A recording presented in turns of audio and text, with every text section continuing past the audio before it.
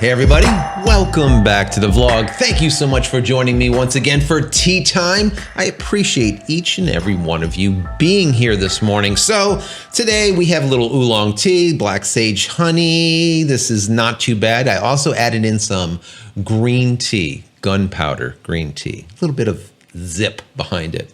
Anyways, guys, today is a bunch of crap. I don't know what else to say. That's just what it is. And I needed to just tell you about it right away and just give you a little bit of an idea of what Adobe does, okay? And why I came out with this whole life after Adobe cutting the cord. This is a perfect example of why. All right, so we just got information from one of the subscribers that I missed a day that basically what came out through Bleeping Computer. And Bleeping Computer broke this news that Adobe was shutting down, or they already have, shut down all Creative Cloud service to Venezuela, to their people, all right? Now, what Adobe has done is they have stated that executive order, the presidential executive order 13884 states that basically they can't do any business with Venezuela. Now, the problem with this is this executive order came to light back in August, and now 2 months later, they're starting to get into doing something about it, which is kind of odd. But also what is odd is that in this executive order 13884, it clearly states that it's for blocking property of the government of Venezuela. It says nothing about civilians, you know, the citizens of Venezuela. It doesn't say anything about that. Now, I'm not an attorney, I'm not a lawyer, so I want you to read this document. I'm going to post a link to it, read through it. You guys are smarter than me. Let me know what you think about this. Now, Adobe is quoted saying, under Executive Order 13884, U.S. companies are severely restricted in business it carries out within Venezuela.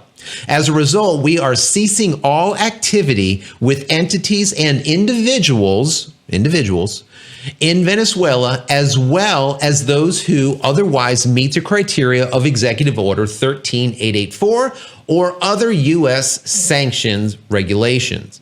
Now, what adds insult to injury here, guys, is they also state that none of the Venezuelan people will receive refunds. No refunds. They're basically being shut down. Their cloud service is shut down. No more Adobe software. You are finished, and we're not giving you any refunds. And they state this Executive Order 13884 for the reason. Okay, Adobe states we are unable to issue refunds. Executive Order 13884 orders the cessation of all activity with the entities, including no sales, service, support, refunds, credits, etc. Come on, you gotta be kidding me. So they're basically betting the farm on this Executive Order 13884, saying that, you know what, we're not going to honor anything into Venezuela at all. And none of the citizens over there are going to be able to get refunds or anything. They've basically lost everything. All right, that's just it. That is just it. Now, what I'm going to do is in the comment area as well as in the description, I'm going to put a link directly to the article. Please read this. Let me know where I got stuff wrong, where I get it right or whatnot. But guys, like I said, this is the type of thing that is the reason, my rationale for going away from Adobe, for starting the whole movement of life after Adobe cutting the cord. If you guys haven't seen any of those videos, I have a whole playlist on them. Go check it out. I've already done life after Adobe cutting the cord alternatives for Photoshop, for Illustrator, for Lightroom, okay? I'm working on Premiere right now. Not that I don't like Adobe products, and I made myself perfectly clear in the past videos about this. It's just when you give your means of making money to one entity and give them all of that power, it's problematic, guys. And here's a perfect illustration. At any time, that cloud can rain and you have nothing. You have absolutely nothing, all right? That is just inherently bad. It is inherently bad, all right? I don't care how cheap Adobe Cloud eventually becomes. It's just Putting all of your eggs in one basket just simply doesn't make sense. And just so you know, I know a lot of people in Iran, in Venezuela, a lot of overseas countries, and a lot of these countries, the majority of the people have Adobe product pirated. Okay. Some of the people that I've talked to said, we can't even get the software here. We have to pirate it even though we don't want to. Okay. So all those pirated copies over there, all those people in Venezuela that have pirated copies of Adobe software are laughing. And it's sad. The people that are doing it properly are the ones that are getting hurt the most. Isn't that like how it works, right, guys? Isn't that how it works? This just pisses me off. And this is why, like I said, life after Adobe, cutting the cord. You got to get rid of these people, right? Not that the software is not good. It is. It's good software. Does it have problems? Sure, every software has problems. But it's the idea of putting all of your creative eggs in one basket. It's just a deadly, deadly recipe for later on not being able to do work. Perfect example is all of these people that are over there right now that depend on Adobe software. It's all gone, right? How about all of the people that have their projects that are sitting in the cloud somewhere? They got nothing, guys. They have absolutely nothing. I mean, it's ridiculous. It is ridiculous. Now, I don't know what's going on with this Adobe thing. Maybe it's a political thing. Maybe it's not. Maybe it's just Adobe just, giving the bird to Venezuela for one reason or another. I don't know. But like I said, you look 2-3 months later and then they hit them hard with this shutting down of that Creative Cloud in their country. I mean, I don't know, guys. I don't know. But I want to know what you guys think. What do you think? Do you think that we need to get away from Adobe? Do you think that Adobe is just so heavy-handed they can do basically whatever they want? Here's a clear example. Do you think putting all of your creative eggs in one basket is problematic as I do? What do you think? What do you think? I want to know. I really, really want to know. This morning just got me really pissed. When I see stuff like this and fellow creatives out there reaching out, we have 26,000 followers now on this channel.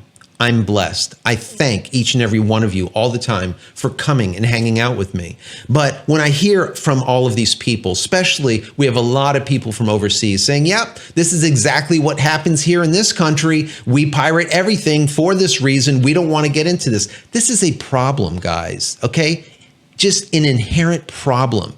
All right. This is why there's so many people pirating software out there in these other countries, because of this type of thing. This is what they're trying to stop. They're trying to stop piracy, and then they do stuff like this and it promotes it even more. It's horrible. It's absolutely horrible. I feel just disgusted. I feel just horrible for these people over there in Venezuela. And I don't think that Venezuela will be the last one that will see this. Okay.